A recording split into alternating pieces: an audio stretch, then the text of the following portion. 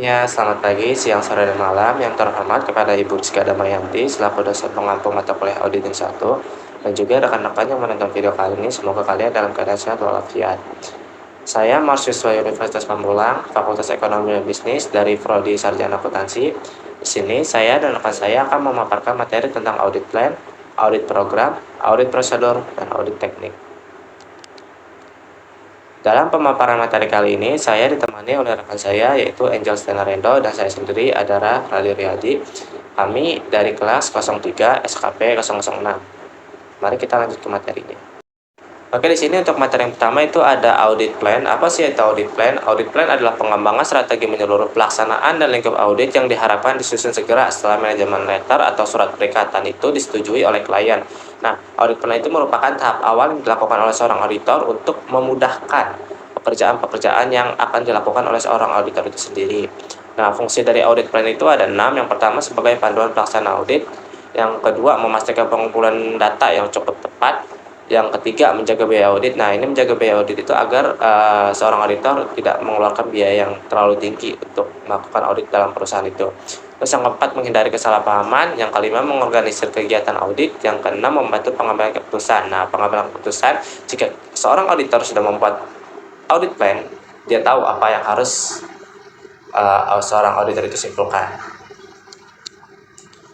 Oke, selanjutnya ada langkah-langkah dalam perencanaan audit. Yang pertama adalah menghimpun pemahaman bisnis dan industri klien.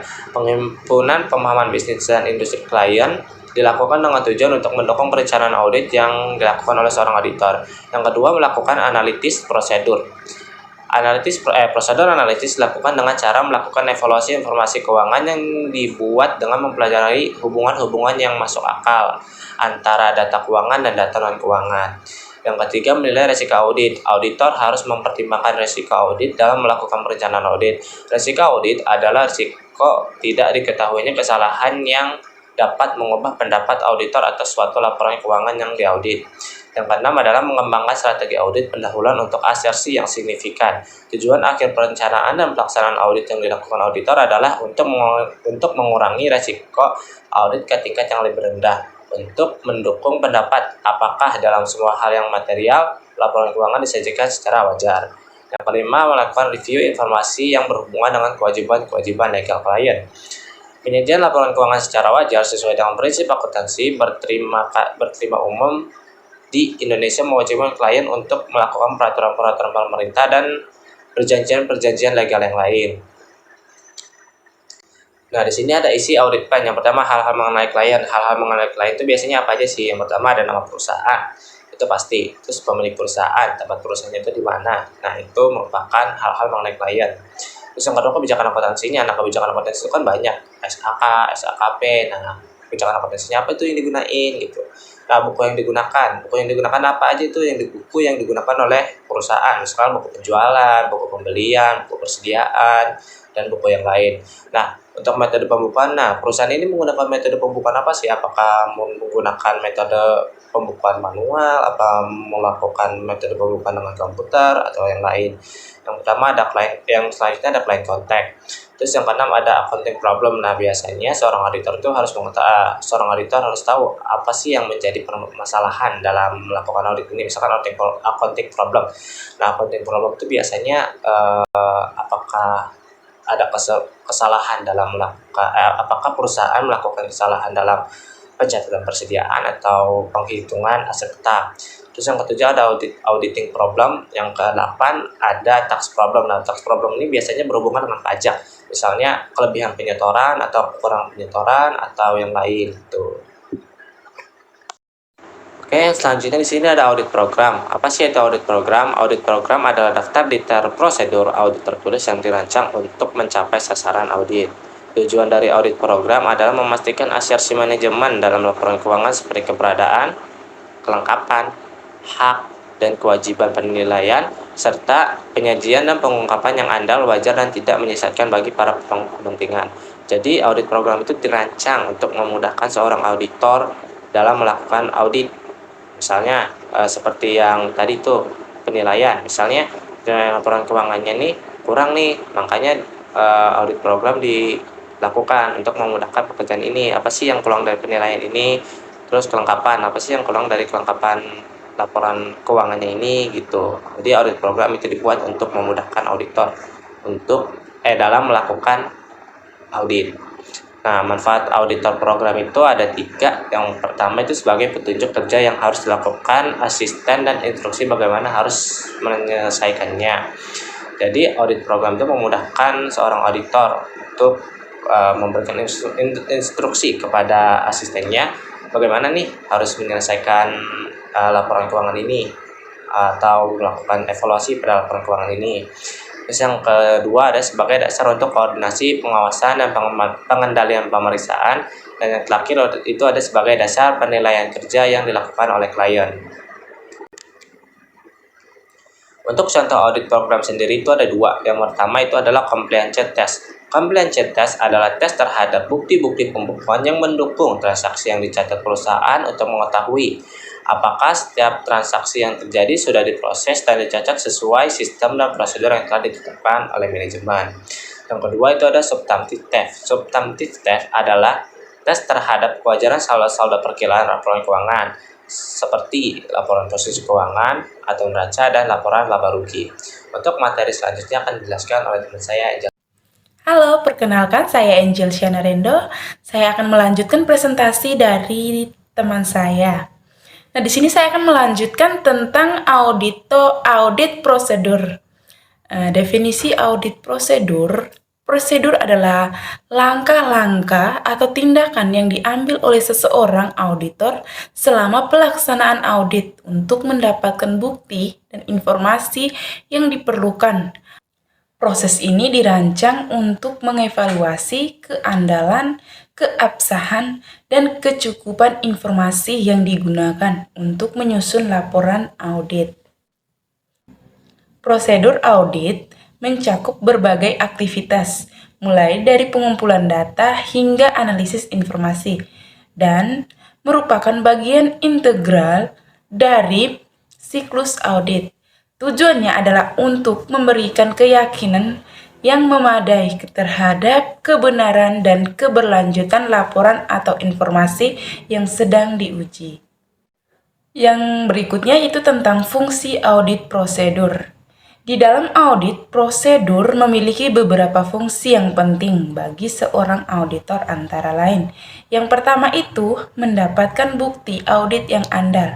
Auditor menggunakan berbagai prosedur untuk mengumpulkan semua bukti yang cukup dan tepat untuk mendukung pengambilan kesimpulan seorang auditor. Kedua, menilai keakuratan laporan keuangan. Prosedur audit membantu menentukan apakah laporan keuangan suatu entitas disajikan secara wajar, jelas, dan faktual. Yang ketiga, itu memastikan kepatuhan. Memeriksa kepatuhan organisasi terhadap standar, peraturan, dan undang-undang yang berlaku. Yang keempat, meningkatkan efisiensi dan transparansi. Mengidentifikasi area yang memerlukan perbaikan dalam operasi organisasi untuk meningkatkan efektivitas dan transparansi. Yang kelima, mendeteksi kesalahan dan kecurangan, yaitu membantu dalam mendeteksi dan mencegah kesalahan atau error, serta kecurangan atau fraud. Yang berikutnya contoh audit prosedur. Prosedur audit awal adalah serangkaian tindakan, perencanaan, dan pengumpulan informasi yang dilakukan auditor di awal proses audit untuk memahami bisnis klien, mengidentifikasi risiko, dan menyiapkan program audit yang akan digunakan dalam pengujian lebih lanjut. Ini melibatkan pemahaman lingkungan klien, tinjauan audit sebelumnya, dan pengumpulan dokumen awal untuk membangun dasar audit yang kuat. Yang ketiga, prosedur pengujian transaksi rinci. Prosedur transaksi rinci merupakan sebuah metode yang digunakan oleh auditor untuk memeriksa transaksi-transaksi individual, saldo akun, atau item dalam laporan keuangan secara menyeluruh guna memperoleh bukti audit yang terperinci. Tujuannya adalah untuk menilai keakuratan, kelengkapan, dan validitas data keuangan dengan memeriksa dokumentasi dan bukti pendukung secara cermat. Yang keempat, prosedur pengujian saldo akun rinci. Pengujian rinci saldo akun merupakan salah satu prosedur audit penting yang dilakukan pada saldo akhir akun-akun buku besar, terutama yang ada di neraca. Pengujian ini sangat krusial karena bertujuan untuk menetapkan kebenaran jumlah rupiah dalam akun dan harus memenuhi semua tujuan audit saldo untuk akun neraca yang signifikan, seperti piutang usaha dan penjualan. Bukti yang dikumpulkan dalam pengujian ini biasanya memiliki tingkat keandalan yang tinggi karena berasal dari sumber independen. Luasnya pengujian yang dilakukan bergantung pada hasil dari pengujian pengendalian. Yang kelima, prosedur verifikasi penyajian dan pengungkapan. Prosedur verifikasi merupakan sebuah proses pemeriksaan dan validasi data serta dokumen untuk memastikan kebenaran, kelengkapan, dan keabsahan informasi. Sementara prosedur pengungkapan adalah proses penyampaian informasi baik yang sudah diverifikasi maupun yang belum kepada pihak yang berkepentingan sesuai dengan peraturan yang berlaku. Keduanya memiliki tujuan untuk mencegah penipuan, memastikan kepatuhan, dan menyediakan informasi yang akurat kepada pihak lain. Berikutnya, audit teknik. Definisi audit teknik.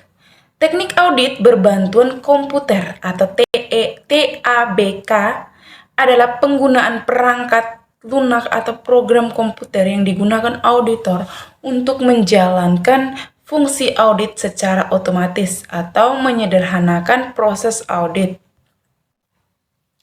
TABK membantu auditor dalam memeriksa dan mengolah data audit sehingga pemeriksaan dapat dilakukan lebih cepat, akurat, dan efisien.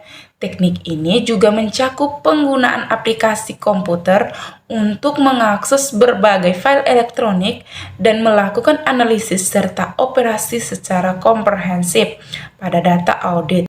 Yang berikutnya itu fungsi audit teknik. Selain fungsi yang telah dijelaskan di dalam David Arnold, audit teknik pun memiliki fungsi lain, yaitu yang pertama, mempermudah auditor dalam menjalankan fungsi audit, termasuk analisis data dan pemeriksaan sistem akuntansi yang diaudit. Yang kedua, meningkatkan efektivitas dan efisiensi proses audit dengan menghemat waktu, biaya, dan tenaga manusia. Yang ketiga, membantu dalam deteksi fraud atau kecurangan sejak dini dengan kemampuan akses dan analisis data secara menyeluruh. Yang keempat, mendukung auditor dalam menghasilkan hasil audit yang lebih berkualitas dengan proses pemeriksaan yang lebih sistematis dan terstruktur. Yang berikutnya contoh audit teknik.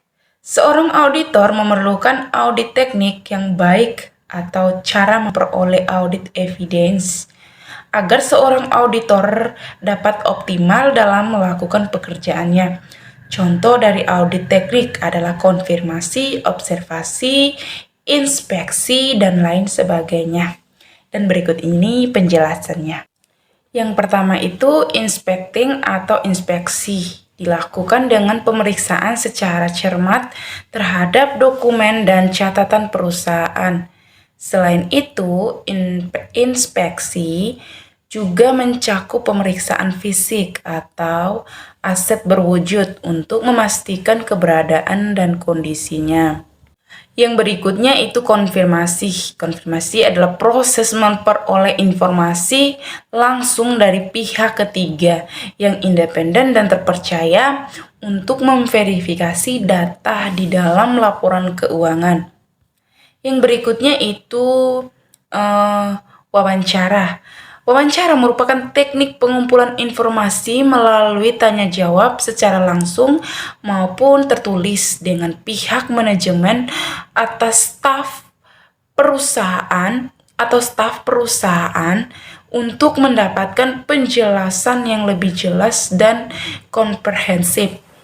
Yang keempat itu adalah accounting. Teknik ini melibatkan perhitungan kembali atas aset fisik seperti kas atau persediaan barang untuk memastikan akurasi jumlah sesuai catatan.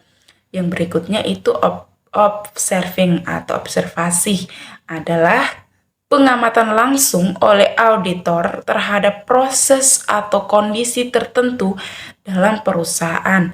Misalnya pengamatan terhadap penyimpanan dan kondisi persediaan. Yang berikutnya itu tracing. Penelusuran ini dilakukan dengan menelusuri aliran transaksi dari dokumen sumber hingga tercatat dalam catatan akuntansi guna memastikan kelengkapan dan ketepatan pencatatan. Yang berikutnya itu vouching. Vouching merupakan pemeriksaan dokumen pendukung transaksi yang telah dicatat untuk memastikan validitas dan kebenaran pencatatan. Yang berikutnya itu reperforming. Auditor mengulangi prosedur yang telah dilakukan perusahaan untuk mengevaluasi efektivitas pengendalian internal dan kepatuhan terhadap prosedur standar. Yang berikutnya, analisis prosedur. Prosedur ini menggunakan analisis rasio, tren, dan perbandingan data keuangan untuk mengidentifikasi ketidakwajaran atau anomali dalam laporan keuangan. Yang berikutnya itu Computer Assistant Audit Techniques. Teknik ini memanfaatkan program komputer khusus untuk membantu proses audit terutama pada data yang sudah terkomprehensif. Sekian dari saya, kesimpulannya akan dilanjutkan oleh teman saya. Oke guys, itu dia pemaparan materi dari kelompok kami. Dari pemaparan materi kali ini, maka dapat kami simpulkan. Yang pertama, audit plan adalah strategi menyeluruh yang disusun untuk pelaksanaan dan lingkup audit guna memastikan pengumpulan bukti yang cukup, pengelolaan biaya serta pengorganisasian kegiatan yang audit secara efektif. Yang kedua itu audit program adalah daftar prosedur audit tertulis yang dirancang untuk memenuhi tujuan dan memastikan asersi manajemen di laporan keuangan agar dapat dipercaya. Terus yang ketiga, audit prosedur merupakan langkah-langkah yang dilakukan auditor untuk memperoleh bukti yang andal untuk menilai keakuratan laporan keuangan dan kepatuhan terhadap standar. Dan yang terakhir itu audit teknik termasuk audit berbantuan komputer atau TABK itu berfungsi membantu auditor menjalankan audit dengan lebih efisien dan efektif serta mendeteksi potensi kecurangan dengan adanya analisis data yang secara menyeluruh. Nah, dengan pemahaman yang kuat terhadap perencanaan, pelaksanaan prosedur, dan penerapan teknik audit yang tepat, serta kualitas dan keandalan, hasil audit dapat ditingkatkan secara lebih signifikan. Oke guys, itu dia sekian pemaparan materi dari kelompok kami. Kami mohon maaf apabila dalam pemaparan materi kali ini terdapat kesalahan dalam penyampaian kata maupun materinya. Selamat pagi, siang, sore, dan malam semuanya. See you next video guys. Dadah.